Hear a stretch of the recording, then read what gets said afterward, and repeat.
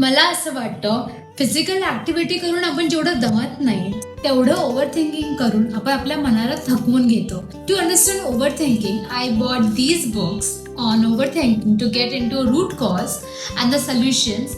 To review this first book and that is rewire your अँशियस brain by Nick Trenton.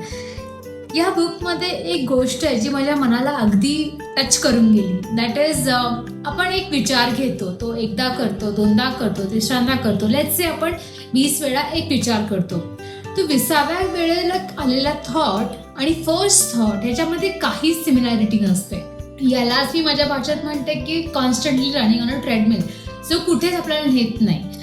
So या simple ट्रेडमिलवाल्या सिच्युएशनचं observation ऑथरने दिलं and that is you are not your thought, you are the one who is watching them. Powerful, right? Think about it.